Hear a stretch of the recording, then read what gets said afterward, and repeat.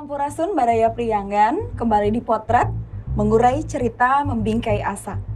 Hari ini kita hadirkan kembali narasumber yang akan berbincang dengan kita semua, berbagi tentang cerita hidupnya. Tapi sebelumnya jangan lupa Baraya semuanya tekan tombol like, share, dan juga komen. Jangan lupa juga di subscribe channel YouTube kita dan jangan lupa nyalakan lonceng notifikasinya. Kita akan kembali dengan bintang tamu narasumber yang akan kita hadirkan sesaat lagi.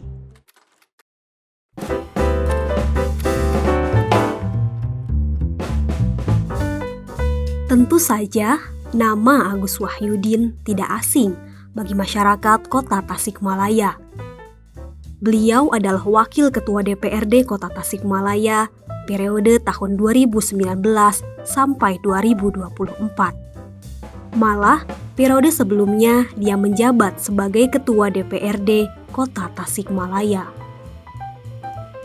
Politisi Partai Persatuan Pembangunan ini lahir di Tasikmalaya pada tanggal 4 Februari 1972. Kang Awe, demikianlah masyarakat menyapanya.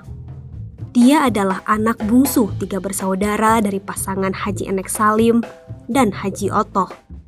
Agus dibesarkan di kampung, tepatnya di Kecamatan Parung Ponteng, Kabupaten Tasikmalaya. Agus dibesarkan di tengah keluarga petani yang bersahaja dan taat. Semasa kecil, sang ibu mendidik Agus dengan ragam ilmu agama. Sementara sang ayah mewariskan pengetahuan bertani dan berternak. Ayahnya memberikan pusaka kepada Agus berupa sebilah golok. Agus cilik bercita-cita menjadi seorang kiai. Sejak usia belia sampai remaja, Agus habiskan waktu di pondok pesantren meninggalkan kampung halamannya. Namun, Agus tetap mengimbanginya dengan pengetahuan umum di sekolah formal. Di antaranya, SDN Cibolang lulus tahun 1985, MTS Negeri Cijambe lulus tahun 1989, dan MAN Sukamanah lulus pada tahun 1993.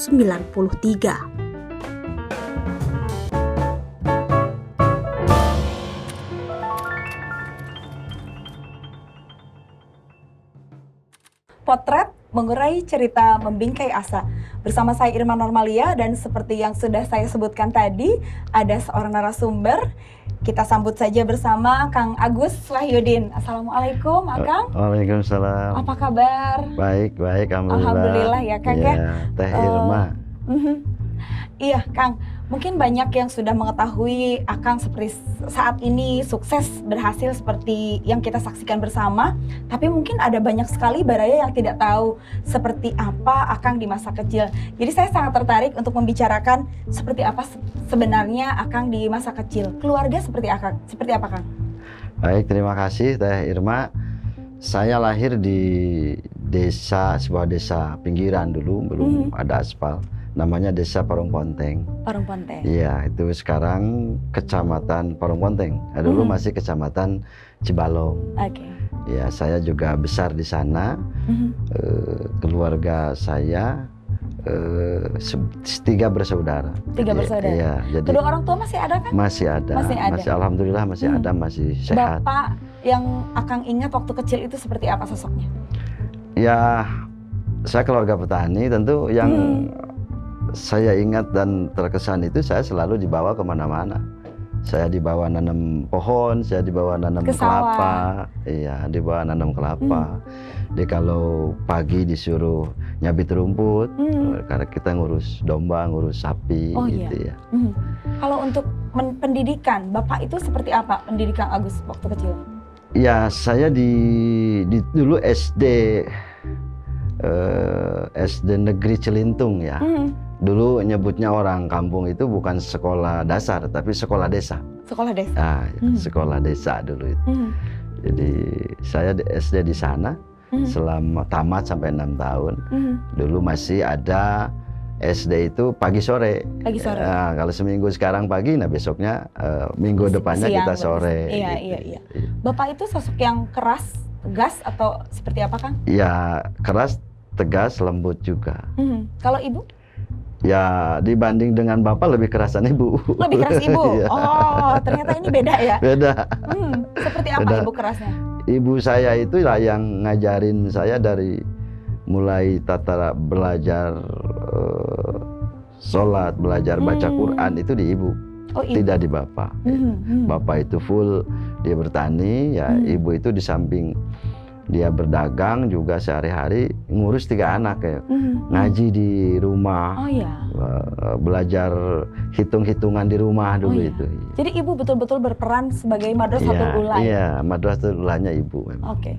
Akang hidup sebagai keluarga petani. Apa yang diberikan, yang sangat berkesan yang diberikan oleh orang tua kepada Akang? Ya, tidak saja keluarga saya ya sebetulnya. Jadi ada sebagai kampung yang sangat terpencil, rata-rata gitu ya. Rata-rata pertama yang diberikan kepada anak itu adalah bedog. Bedog. Iya, Oh iya. bedog. Golok ya. Golok ya. Dan itu semua. Jadi usia berapa tahun anak itu dikasih golok. Akang dikasih golok usia berapa tahun, Kang? Ya usia 5 lah, usia 5 Usia 5 tahun? sampai 6 tahun itu iya. sudah dikasih golok. Dan itu bareng ada golok, ada arit gitu ya. Nah kita sudah dikasih sama orang tua itu milih mau ngambil domba yang mana nih untuk dikasih Untuk diurus. gitu. Dan Untuk menjadi tanggung jawab kita. tanggung gitu. jawab. Jadi pertama dilatih itu melatih ngalah suluh lewat golok. Yang kedua dilatih ngarit gitu, nyabit rumput. Iya. Itu kan susahnya minta ampun itu. Oh iya. Bisa kena tangan. Itulah yang pertama, dan golok itulah sampai saya pergi ke pesantren dibawa, dibahankan lah itu. Dibahankan, Ke kolot dibawa. itu. Boleh Dibawa. bawa golok ke pesantren, Kang? Kan waktu itu pesantren masih ngeliwat. Oh. Masih nyari masih nyari suluh. Masih nyari suluh Oh, sendiri. iya, dulu di masak pesantren sendiri, iya, seperti pesantren tidak seperti sekarang. Oke. Ada tungku dulu. Luar biasa, Akang. Kemudian Akang melanjutkan sekolah ke pesantren. Seperti itu ya? Ya. Itu pilihan sendiri atau ibu yang memaksa gitu? Ya pilih waktu itu setelah lulus SD ditanya sama orang tua mau ngaji apa mau sekolah gitu ya. Karena di kampung saya itu dulu memang nama sekolah itu tersendiri lah, pilihan tersendiri. Sehingga saya lebih pesantren gitu, pilihannya pesantren ya. Saya bilang enggak, pesantren aja gitu. Sehingga begitu lulus tidak 2 minggu langsung diberangkatkan ke pondok pesantren. Ada pengalaman yang tidak terlupakan selama mondok? Yang paling tidak terlupakan itu saya masuk 2 bulan ya. 2 bulan itu saya kabur tuh, subuh jam 4 saya. Sebelum sembahyang subuh saya jalan kaki ke Singaparna, kabur. Kenapa, Kang, kabur? Nggak betah. Nggak betah? Iya. Bukannya itu kan pilihan Akang pengen mondok, kenapa nggak betah gitu?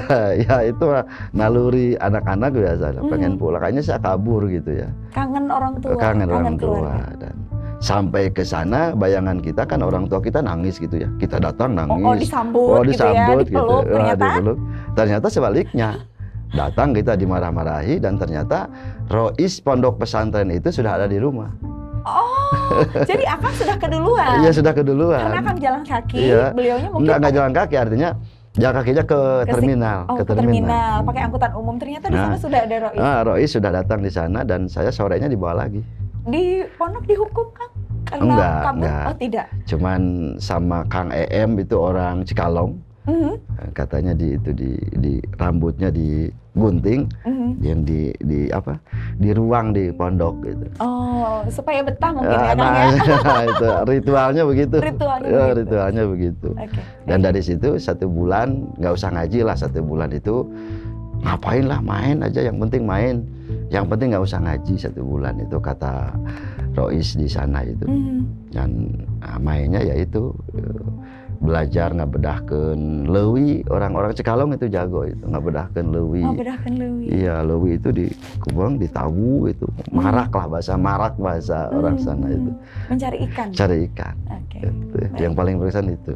Sampai sekarang masih orangnya yang Kang Em, Kang Nanang itu masih sering Masih kontak. sering berkomunikasi. Iya. Oh, jadi awalnya pesantren dulu, baru masuk MTS. Itu ceritanya seperti apa masuk MTS? Iya. Jadi saya masuk pesantren namanya Pondok Pesantren Darul Dakwah. Darul Dakwah. Darul Dakwah Bojongsari di Cigadog sana. Kecamatan Lewisari dulu. Saya masuk pesantren di sana. Baru 6 bulan lah pesantren. 6 bulan 7 bulan. Kebetulan Sukamana itu mendirikan MTS di tetangga itu di Kampung Cijambe. Betul. Ya. Kata Pak Kiainya, kebetulan saudara gitu, Kiai Januar Nasin itu, ya udah kamu sekolah aja katanya gitu. Jadi akhirnya masuk sekolah gitu. Masuk sekolah. Iya. Oke, berarti telat dong Kang, kan sudah 6 Iya. bulan pesantren. Ya, nunggu setahun. Nunggu setahun. Iya, Jadi berhenti dulu setahun baru dari masuk SD MTS. masuk MTS itu setahun gitu. Pendidikan di sekolah, Akang termasuk yang cerdas atau tidak? Berprestasi? Ya alhamdulillah kalau ranking di Sanawiyah itu masih bagus, nomor 1 kalau enggak 2, 1, 2. Oh iya. Iya. Kemudian akhirnya merasa nyaman dengan kehidupan sekolah dan pesantren, Akang melanjutkan ke aliyah. Itu masih tetap di pesantren, mondok? Masih, waktu itu dari MTS lulus kita masuk Cipasung. Masuk Cipasung itu juga di SMAI kita. SMAI. SMAI, jadi dari sana karena juga ternyata orang tua juga tidak kuat, belum mampu lah.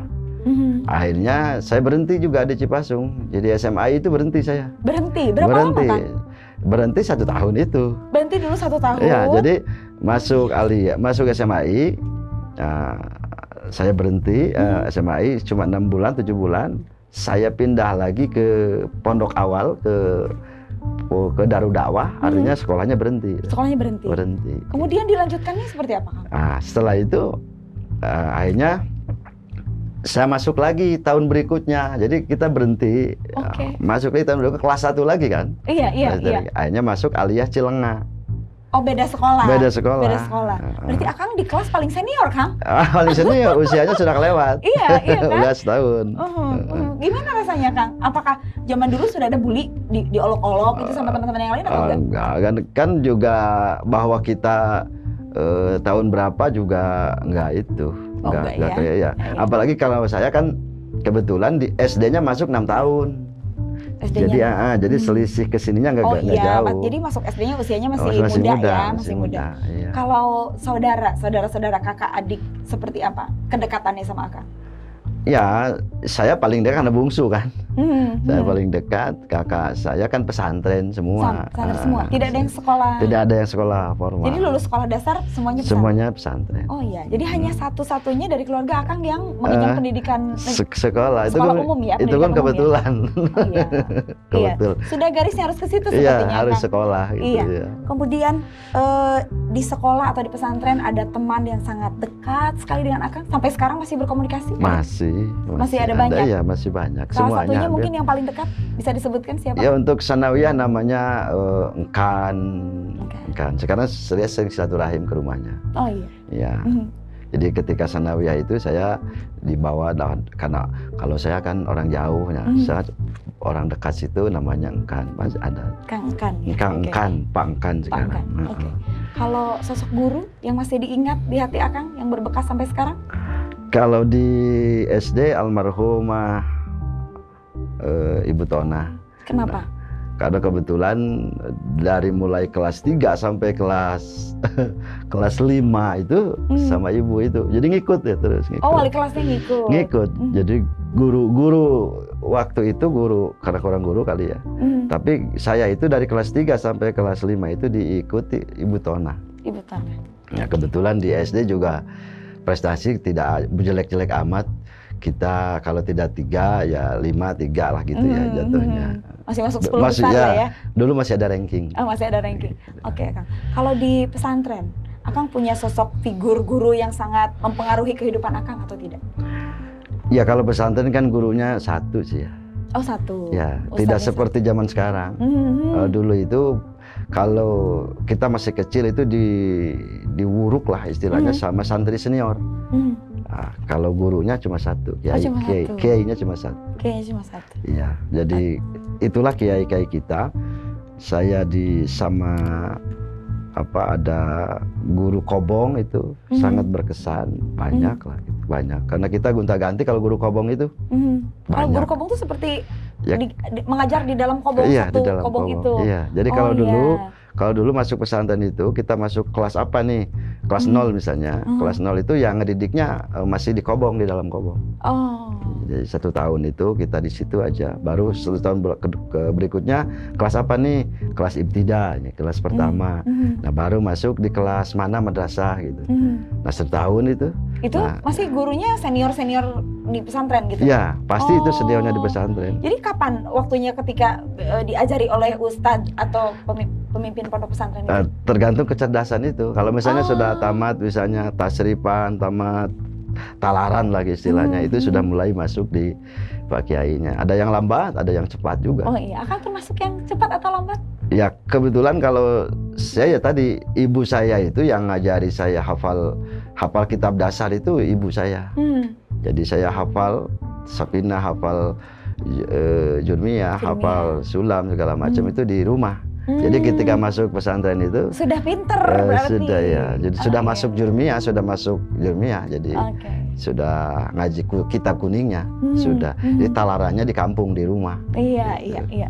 Cita-citanya sebenarnya masa kecilnya berharapnya, kan kalau anak kecil zaman dulu ditanya mau jadi apa gitu. Akang sebenarnya mau jadi apa sih dulu? Kiai. Mau jadi kiai. Karena dari memang kecil. Kampung saya itu alhamdulillah hadus binibat banyak kiai-kiai besar yang hidup di Tasik, di kota lah gitu ya. Ada di Saguling Kiai Haji Eman almarhum, ada Kang Kiai Haji Utin yang di sana di Cipancur, ada Anwar Basirin, Anwar Nasihin. Jadi idola itu semua, idola anak-anak di kampung itu ya kiai-kiai itu.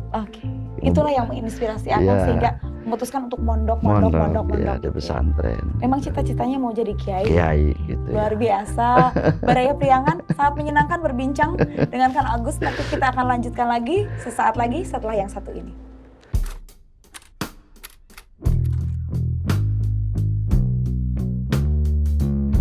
Menginjak dewasa, Agus melanjutkan studi sarjana ke STH Galunggung Tasikmalaya dan mengambil jurusan hukum. Dengan segala keterbatasan, Agus membiayai kuliahnya dari hasil kerja keras menjadi buruh, tukang obras, tukang bordel, sekaligus guru mengaji di daerah kota Tasikmalaya. Semasa kuliah, Agus menempa diri dalam organisasi Pergerakan Mahasiswa Islam Indonesia atau PMII. Di sana, Agus mengasah ideologi dan wawasan dakwah di bidang sosial politik. Pada masa ini pula, Agus sangat getol dalam berdakwah, terlebih dalam memakmurkan masjid dan madrasah. Agus bertemu dengan pujaan hatinya, Nia Rosmiati, yang merupakan kolega di tempat kerja sekaligus murid Agus kala mengajar ilmu agama. Agus menikahi Nia pada tahun 2000 dan dikaruniai seorang putri bernama Tasya Waldatul Marwah. Sebelum terjun ke politik praktis, Agus terlebih dahulu bekerja sebagai pengacara dengan mengikuti ujian advokat di Bandung.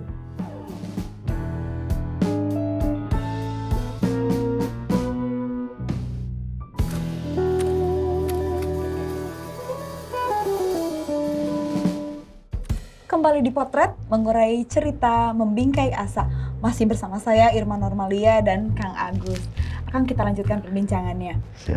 Kemudian setelah lulus kuliah, setelah lulus aliyah, setelah lulus aliyah, Akang langsung melanjutkan kuliah. Memilih berkuliah di Tasikmalaya, kenapa? Ya, cerita unik sih sebetulnya.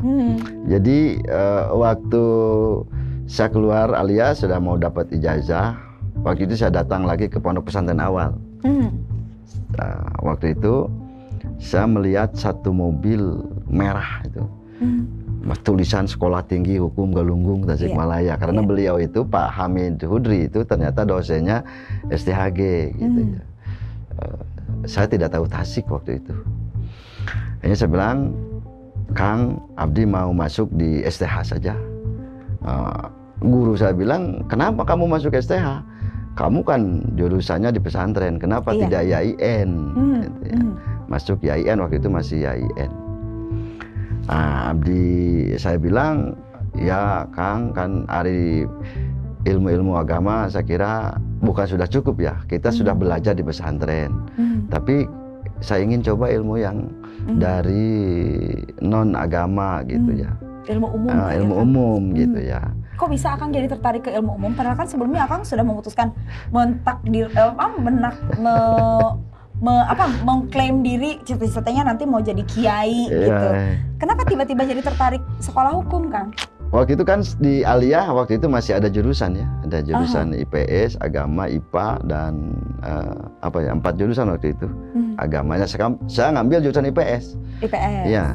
Di samping memang jurusan itu ya waktu itu ya jurusannya jurusan kurang bagus tanda petik ya, jurusan IPS itu tidak pintar-pintar lah gitu ya, rata-rata gitu.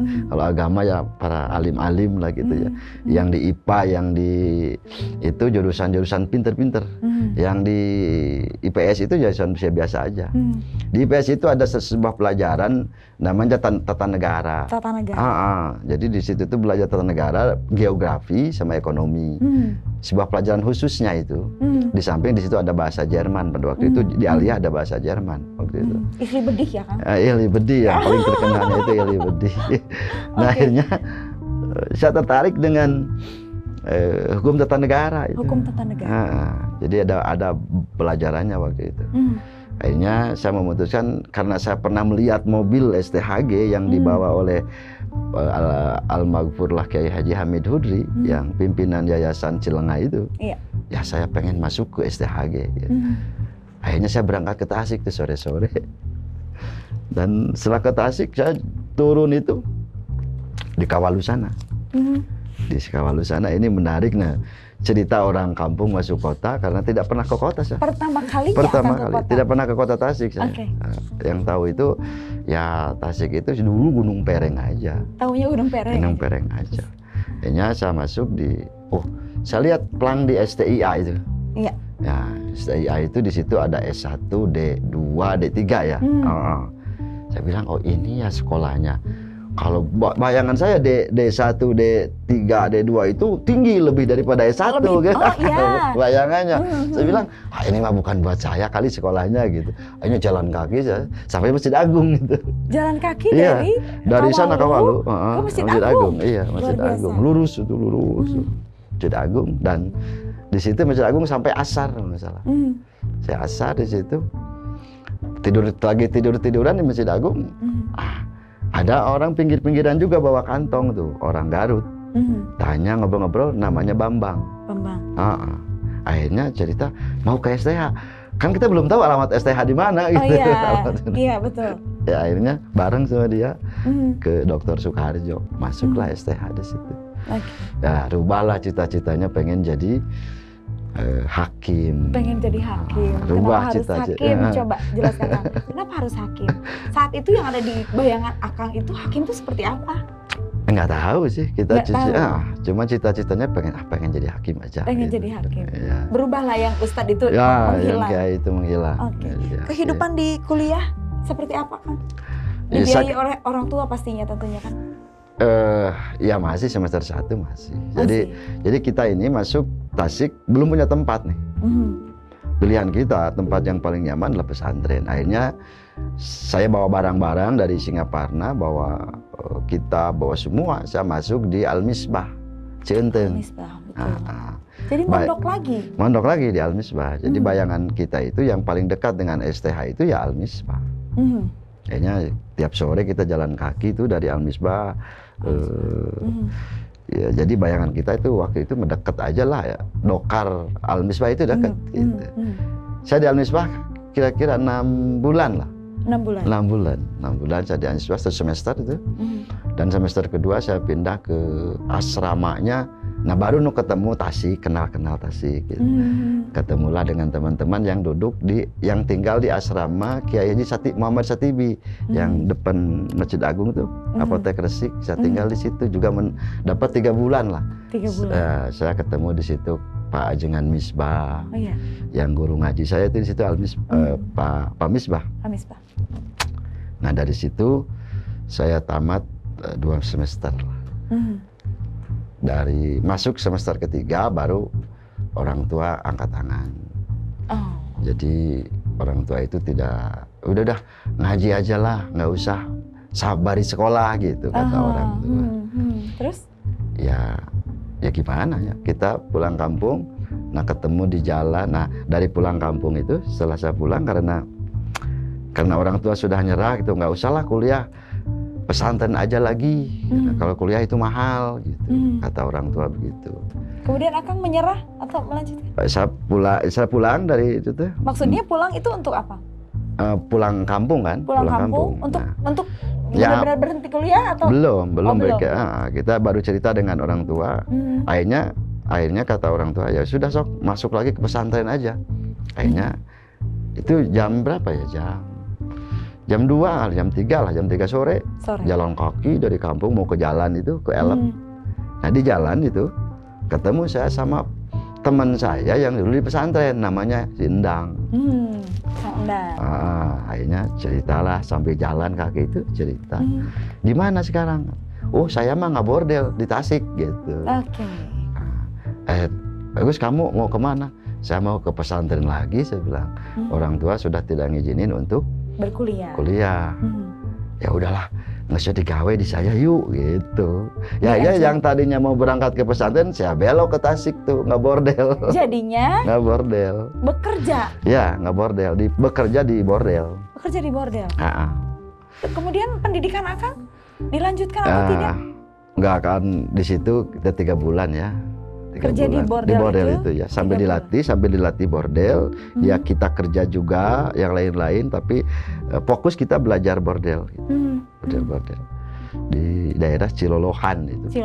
Iya, daerah Cilolohan, Tanjung Mulang tepatnya di situ.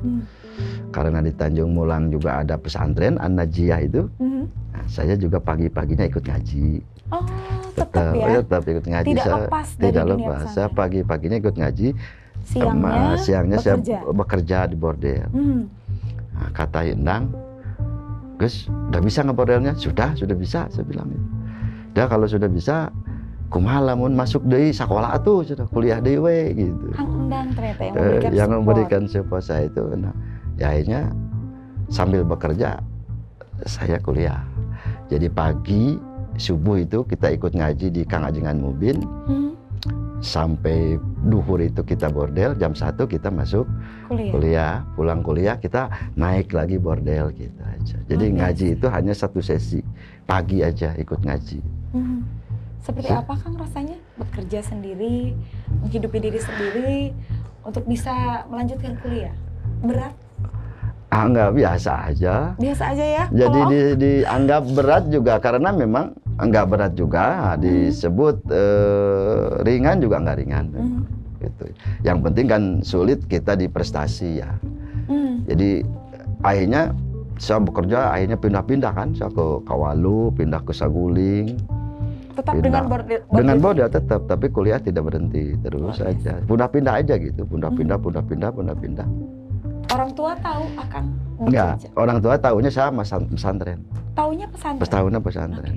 Jadi sampai akhir mau wisuda baru orang tua tahu bahwa saya sekolah. Seperti apa Bapak dan Ibu melihat Akang yang sudah berhasil menyelesaikan kuliah dengan keringat dan kerja keras sendiri? Ya nangis aja sih, nangis terus tidak percaya aja karena kan dulu itu banyak teman-teman yang kuliah di kampung juga. Banyak yang sawahnya habis, tidak berhasil. Kan yang ketakutan orang tua kan itu. Iya. Banyak orang yang dari kampung kuliah habis tanah, habis segala macam, tapi tidak selesai. Tidak selesai dan tidak menjadi apa-apa. Tidak selesai apa-apa. Dan waktu itu yang menolong saya selesai itu kan Pak Saleh Kastiwa. Siapa itu? Pak Saleh Kastiwa itu beliau dulu ketua 3 di STHG. Jadi ceritanya di prestasi saya itu bagus itu ya. Ini anak prestasinya bagus itu. Nilainya Nilai akademiknya bagus. A B Ya. gitu. Tapi ketika diperiksa dinilai di absen nggak ada gitu. Oh. Akangnya bolos ya. nggak bordel wae pangintennya. Jadi saya waktu itu kan masih musim fotokopi ya. Jadi saya selalu bilang ke teman-teman, nanti kalau ini fotokopi aja ya. Habis fotokopi dikirim. Kalau waktu ujian saya ikut gitu. Nilainya bagus tapi di absen nggak ada. Di salah satu dosen Bandung bilang, ini anak gimana, katanya nilainya ada, bagus, tapi kehadirannya nggak ada, namanya juga nggak ada katanya gitu. Terus gimana? Akhirnya saya dipanggil sama lembaga itu. Betul. Dan atas pertolongan beliau-beliau di lembaga saya dikasih beasiswa Sumber Semar waktu itu. Oh iya. Jadi artinya saya dapat beasiswa Sumber Semar tiga kali. Jadi untuk biaya selesai lah, aman gitu, Iya. sudah aman, hanya untuk biaya hidup. Tapi Akang tetap mengerjakan bordel sampai selesai? Masih. Selesai. Sampai rumah tangga, sampai punya istri juga masih. Oh masih. Nah ini yang saya mau tanyakan. Akhirnya bisa menikah, bisa jatuh cinta dengan seorang perempuan yang katanya murid sendiri. Ya kan, murid. Bener kan murid? Iya. Jadi ketemunya di mana? Jadi kan habis dari Saguling itu. Di Saguling itu kan sudah jelek lah, bordel itu sudah harganya sudah kurang bagus. Akhirnya saya pindah bordel itu ke daerah sini, daerah Siluman, daerah Ciakar gitu ya, masih di situ ada jaket, ada daleman gitu, daleman ibu-ibu. Harganya masih lumayan sih. Akhirnya saya pindah ke situ dan pindah di situ. Ya akhirnya saya bergaul dengan masyarakat di situ. Sebagai orang kontrak bekerja, saya gaul di situ, ikut pengajian segala macam. Dan akhirnya sama kiai di situ saya ditawari, "Jelah ini ada lembaga nih, sekolah agama di situ, ada masjid, hidupkanlah gitu. Sanggup nggak gitu?" Saya bilang, "Ayo kita sanggup mulai." Itu setelah lulus? Belum, masih kuliah. Masih kuliah. Jadi akhirnya dihidupkanlah di situ madrasah, masjid itu. Saya ngebangun diniyah, ngebangun TK di situ, pengajian mingguan dihidupin terus. Gitu. Akhirnya banyak itu, muridnya banyak. Akhirnya sambil ngajar saya di situ, ngontrak yang tadinya bayar jadi gratis gitu. Oke. Kompensasi dari mengajar. Dari mengajar di situ. Saya pengajian dengan ilmu pesantren yang ada kita amalkan di situ. Ternyata jadi ustadz juga ya Kang? Akhirnya ya orang yang biasa ngajar dan ngajar ngaji itu disebut ustadz lah, disebut ajengan di situ. Iya. Akhirnya saya juga keliling ngaji di situ. Itu masih kuliah. Dan setelah itu di tempat kerja bordel itu bordel masih kan? Masih bordel. Jadi saya ngebordel, ada calon, sekarang istri saya lah, saya itu ngaput di situ. Penjahit. Oke, Akang ngebordel, dia ngejahit gitu. Dia penjahit gitu. Oke. Jadi berhadapan-hadapan di situ. Jadi di situ ada banyak kan pekerjaan, ada orang Cikalong, Kang Mansur, banyak. Ada 6 orang kalau itu pekerjaannya. Perempuannya banyak juga sih. Iya. Jadi saya yang ngebordelnya, dari bordelan saya pindah ke jahit itu. Dari jadi, situ. Bukan murid Kang, berarti apa? Teman kerja? Ya, tapi untuk ketika malam si istri saya ini murid ngaji. Ngaji. Oke, mungkin itu kalau ya. dulu kan di Burujul itu perawan-perawan gede ya muridnya. Di zaman saya masuk ke situ, murid itu tidak kayak sekarang anak SMP gitu ya. Anak SMA dulu masih ngaji. Zaman dulu masih ngaji ya? Masih ngaji dulu. Akhirnya jatuh cinta karena sering ketemu, di tempat kerja ketemu, di pengajian ketemu. Akhirnya dipilihlah sama Akang gitu ya, yang berjodoh sampai sekarang. Berjodoh sampai sekarang. Kemudian seperti apa sosok istri pendukung karir Akang di waktu itu? Masih di bordel kan Kang? Iya masih. Sampai Akang, jadi menikahnya setelah selesai kuliah atau masih kuliah? Setelah selesai, saya selesai di 97. Oke. Jadi saya nikah tahun 2000 gitu ya. Usia sudah mulai lepas, usia jauh ya. Artinya saya sudah tua gitu ya, usia 30 lebih lah. 30 ya, 28 30-an. 30 masih muda kan kalau Ya. buat sekarang ya. Ya buat Cowok-cowok sekarang 30 kalau masih itu, kalau di Iya. kampung kan sudah gerah Oh orang tua. iya. Orang tua sudah gerah nih kapan. Akhirnya kita berjodoh di situ nikah lah. Gitu ya. Kehidupan perkuliahan Akang yang sangat luar biasa penuh. Ada bordir, ada guru ngaji, ustadz gitu kan, kemudian kuliah juga. Akang masih sempat-sempatnya beraktivitas menjadi aktivis gitu di organisasi kemahasiswaan, itu bagaimana Kang? Iya. Terakhir saya masuk STH itu kan yang rame di STH waktu itu masih yang organ yang muncul itu Menwa ya, Resimen Mahasiswa. Resimen mahasiswa. Nah, itu terakhir ramenya Menwa itu ketika saya masuk. Nah, dan karena Menwa itu sudah mulai redup, mulai di aktivis lain. Salah satunya yang baru bangkit di STH itu periodenya saya itu PMII. Ya akhirnya saya diajak sama teman-teman, salah satu almarhum Kang Agus waktu itu. Saya masuk di PMII, tapi juga tidak di organ yang hebatnya. Saya hanya di bagian rohani aja, bagian ngisi ceramah, ngisi ngaji di PMII itu aja. Tapi tetap maksudnya Aktif. ya? Diskusi aktif. Demo enggak. Oh enggak. Enggak demo, paling ya ikut rapatnya aja. Kalau demo ke lapangannya paling sekali-kali juga enggak paling depan. Nah iya, Akang bagian di belakang, bagian ngadoa mungkin ya gitu ya. Iya. Waktu itu juga demo tidak begitu seperti sekarang. Waktu masih kategori orde baru. Masih dibatasi ya? Ya masih. Tapi Akang pernah ikut demo terus ada kerusuhan gitu? Enggak, kalau kerusuhan enggak. Kalau ikut sering. Sering. Sementara Akang bekerjanya masih pengajian, pendakwah, bordir gitu. itu. Ya, bordir di samping itu juga setelah itu kan saya ikut testing kemana-mana kan, testing jaksa, testing hakim, testing PNS, nggak lulus. Akhirnya satu terakhir itu testing pengacara. Nah, testing pengacara dan lulus. Itu setelah menikah, berapa tahun setelah menikah? Pada tahun itu, 2 tahun 2000-an, tahun 2000 itu pada tahun saya menikah itu, setelah menikah saya testing pengacara dan lulus. Pengacara praktek lah itu ya dulu. Betul. Perguruan tinggi lulus, ya sambil kali-kali beracara gitu di pengadilan. Di rumah tetap bordel. Sehari-hari pagi sore ngajar anak-anak, sekali-kali ya ngaji panggilan lah gitu. Ngaji di masjid keliling gitu. Kali-kali begitu aja rutin. Akang tidak merasa berbenturan pekerjaan sebagai jaksa, kemudian advokat dengan pengajian gitu, tidak ada berbenturan kan? Enggak ada. Tidak ada. Dinikmati aja. Dinikmati karena saya gaul kan, pertama gabung itu dibawa sama Om Sony sama Pak Sony di pengacara itu. Saya dibawa di kantornya Pak Naili Datuk yang Jalan Galunggung. Saya di situ kantornya. Kehidupan pengacara itu kan Kang, kalau saya lihat ya gitu, agak bertentangan nih dengan dunia ustadz yang gimana gitu kan. Kalau di pengacara kan ada suap lah, ada apalah gitu. Akang tidak pernah menemukan kasus seperti itu?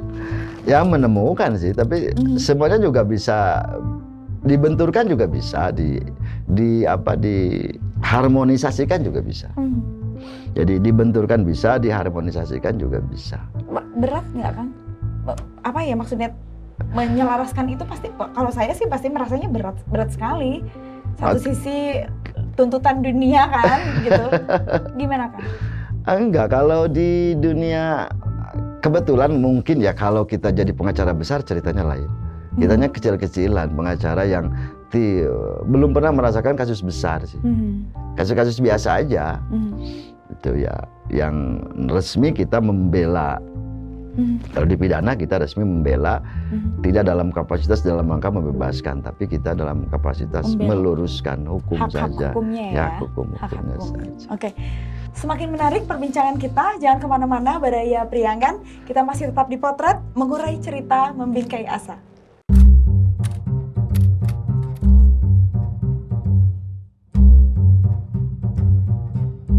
Awal tahun 2000-an, Agus diajak Bapak Sony Basuni, rekannya sesama advokat, untuk terjun dalam politik praktis dengan menjadi pengurus Angkatan Muda Ka'bah atau AMK sayap Partai Persatuan Pembangunan atau P3.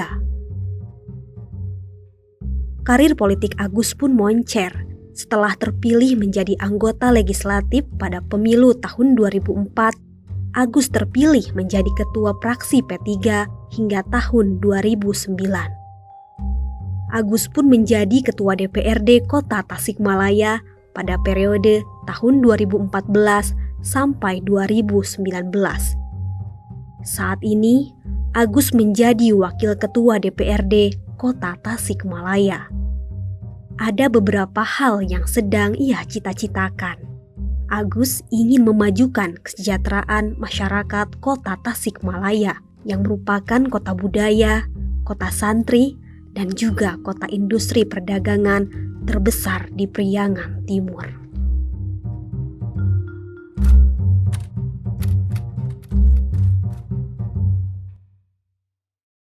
Baik, Baraya Priangan kembali dipotret, mengurai cerita membingkai asa bersama saya dan juga Kang Agus.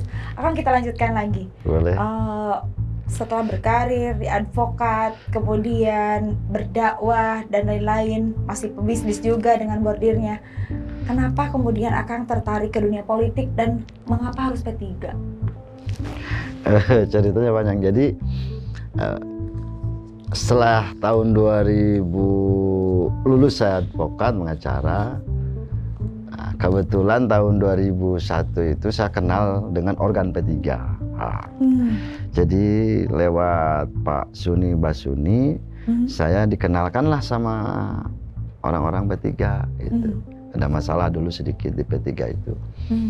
Dan kebetulan saya dengan Pak Suni menangani itu. Dan dari perkenalan itulah mulai saya dekat dan saya ditunjuk jadi sekretaris Angkatan Muda Ka'bah waktu itu. Iya. Kota Tasikmalaya. Untuk kabupatennya Kang UU sekarang Wagub ya, sekarang Wagub ya. Kotanya saya sekretarisnya, Pak Soni ketuanya waktu itu. Yang dari situlah perkenalan saya dengan P3. Kalaupun praktis ya, tapi kalau dari sisi genetis keluarga, dan memang keluarga kita adalah keluarga P3. Karena pesantren saya adalah pesantrennya P3 dulu. Oh gitu. Iya, jadi dari situlah kita kenal dengan organ P3 dan masih biasa-biasa aja, belum apa-apa. Kita hanya organisasi, belum mengenal secara dalam bagaimana perpolitikan sesungguhnya, secara praktis ya. Betul. Itu artinya saya fokus aja di AMK. Dan setelah itu baru tahu bahwa ternyata kalau pengen begini, begitu itu harus masuk struktur. Betul. Gitu. Akhirnya kita masuk di ranting waktu itu. Masuk di ranting. Berarti Akang di mana? Masuk ranting mana? Ranting Setia Ratu. Setia Ratu. Iya, kita masuk di ranting Setia Ratu dan setelah itu dari ranting naik terus ke PAC. Dari PAC ke DPC gitu. Kehidupannya di politik dilancarkan, Kang? Sampai akhirnya kemudian bisa menjadi wakil rakyat, itu prosesnya seperti apa? Iya, mengalir sih sebetulnya. Jadi 2004 itu, ya, pasca 2001, 2002, 2003 itu, saya ketemu dengan petinggi-petinggi P3 kota gitu ya. Sempat ditanya juga waktu itu, Kang Agus katanya, Kang Agus mau milih mana? Mau jadi PNS apa mau jadi dewan? Gitu.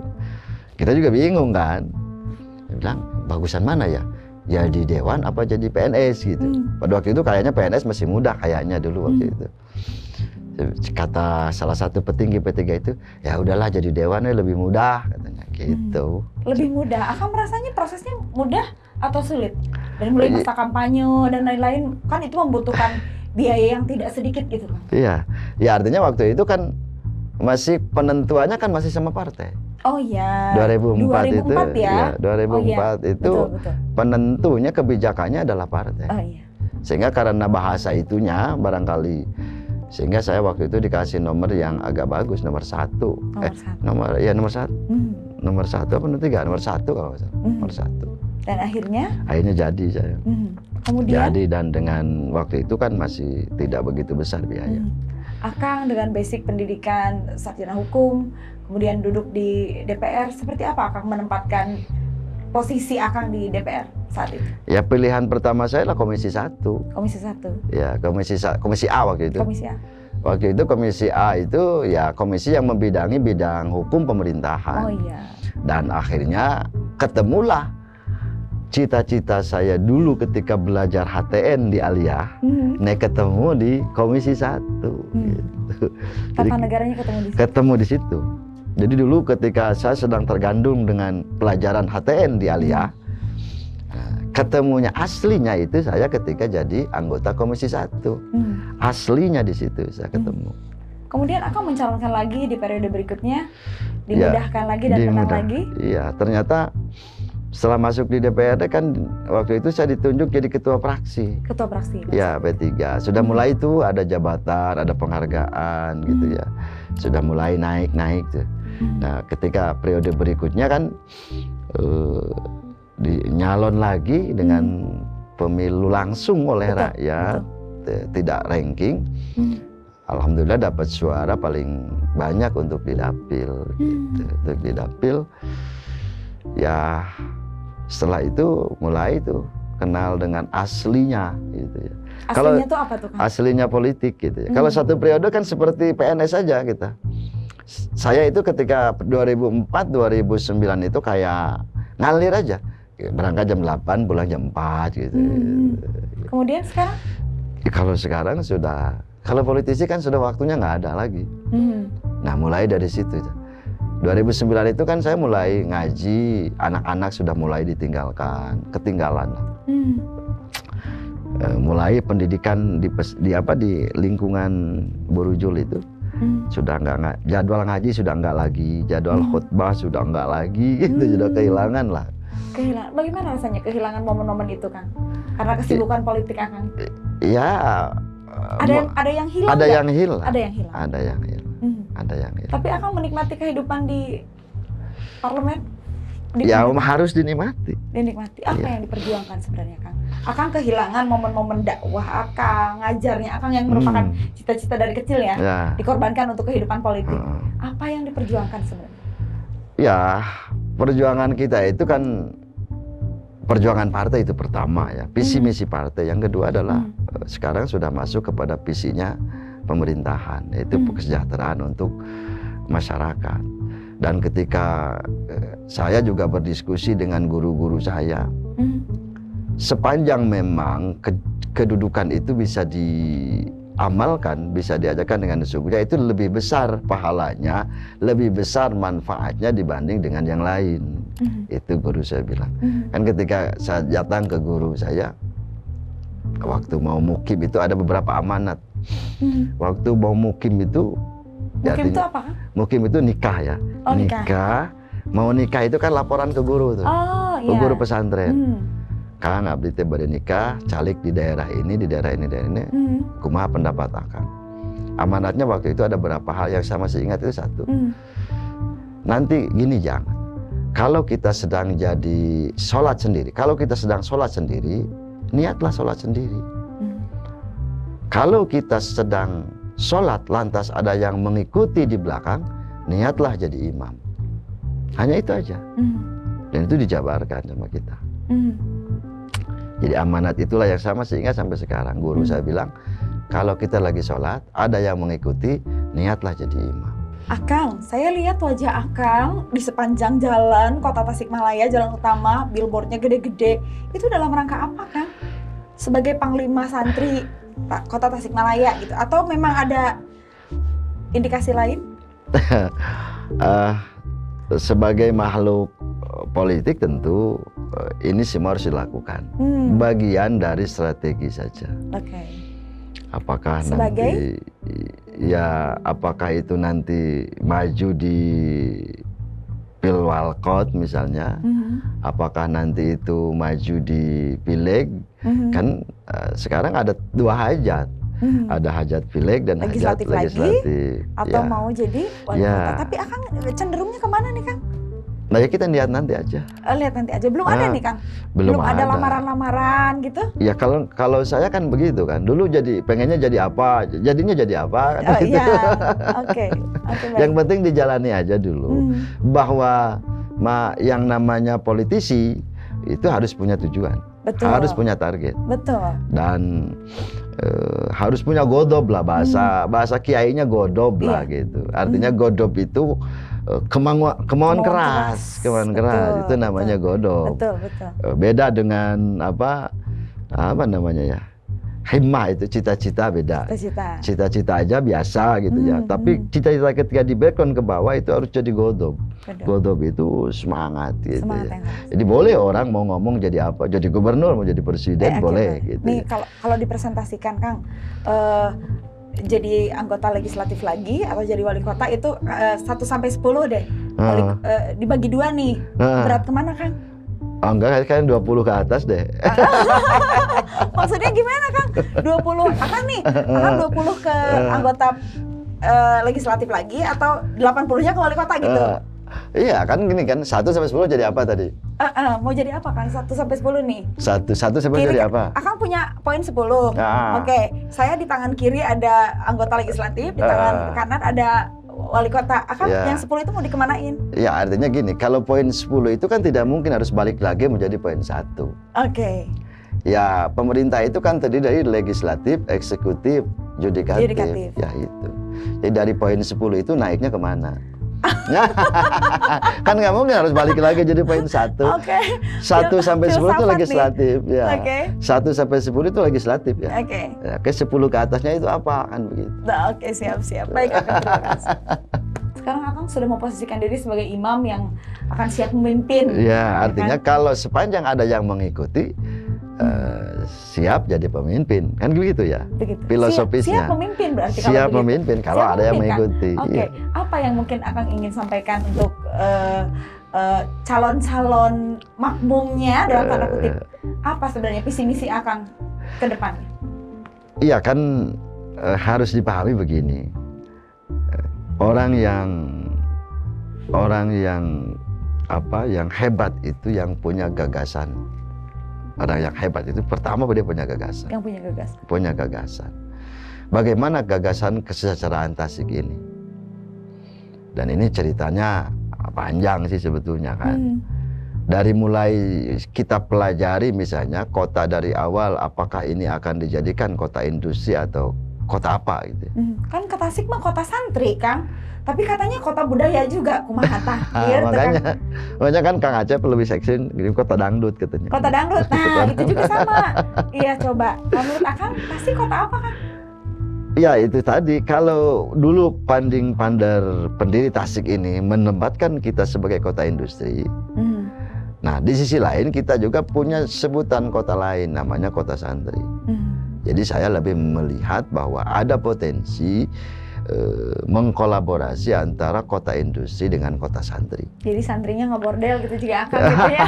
Potensinya ada. Potensinya ada. Ada. Kenapa misalnya ada potensi itu? Nasional itu Jawa Barat dicanangkan untuk menjadi gerakan ekonomi syariah. Nah Jawa Barat dicanangkan di kota Tasik itu. Kota Tasik itu ada yang disebut dengan gerakan ekonomi syariah. Itu versinya. Ini yang sedang Akang perjuangkan sekarang. Ya. Kalau kita ingin kolaborasi kota industri ya kota santri.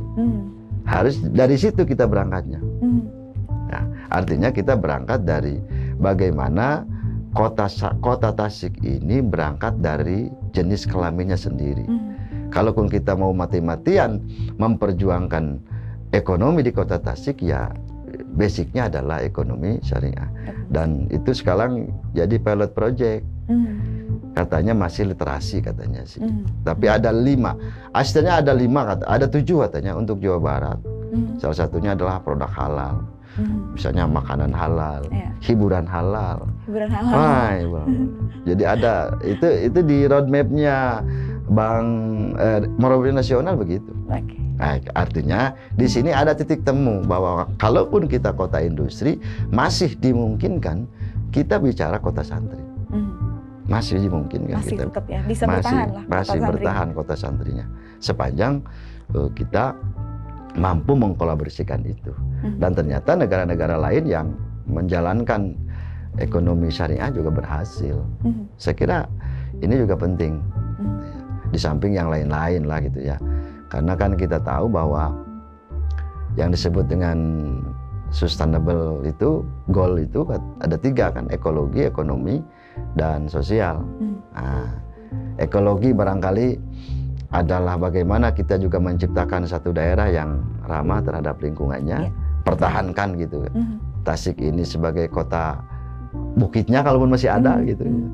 Nah, ekonominya tentu kita naikkan rating ekonomi Tasik yang sekarang berada di kondisi mana. Dan tentu sosialnya membangun Tasik yang ramah terhadap semua orang. Sebab belum tentu orang sejahtera itu bahagia. Karena itu sekarang ada indeks bahagia kan. Ada, apakah indeks Tasik ini yang sudah kategori sejahtera, misalnya indeks Jawa Barat yang katanya 70 sekian persen indeks sejahteranya, tapi indeks Apakah warganya bahagia? indeks bahagianya masih di bawah katanya kan gitu. Ya artinya saya yakin dengan kolaborasi kota industri dengan kota santri itu akan membawa dua dampak. Dampak indeks sejahtera dan indeks bahagia. Amin. Baik, masih belum terjawab closing statement Akang untuk warga Tasik khususnya dan penonton Priangan pada umumnya. Ada yang ingin disampaikan khusus untuk Baraya Priangan? Ya, terakhir tidak ada pembangunan yang berhasil tanpa dukungan dari masyarakat. Karena 3 pilar utama pembangunan keberhasilan pembangunan itu, pertama pemerintahan, yang kedua swasta, yang ketiga adalah masyarakat. Sepanjang ini bersama, insya Allah Tasik menuju kota industri, kota yang sejahtera. Atau dalam bahasa kerennya kota madani lah gitu ya. Amin, amin, amin. Terima kasih Akang. Senang sekali saya bisa berbincang dengan tokoh yang sangat luar biasa, seorang anak laki-laki yang terlahir di pinggiran Kabupaten Tasikmalaya, berjuang di pondok pesantren, mengenyam pendidikan, kemudian berkuliah dengan memperjuangkannya sendiri, hasil kerja kerasnya sendiri, dan akhirnya sekarang bisa sukses duduk di pemerintahan dan insya Allah akan siap memimpin kota Tasikmalaya selanjutnya. Saya Irma Normalia. Sekali lagi jangan lupa Baraya Priangan semuanya tekan tombol like, share, dan juga subscribe, dan jangan lupa nyalakan lonceng notifikasinya. Sekali lagi terima kasih, kita semua ada di Potret, mengurai cerita, membingkai asa.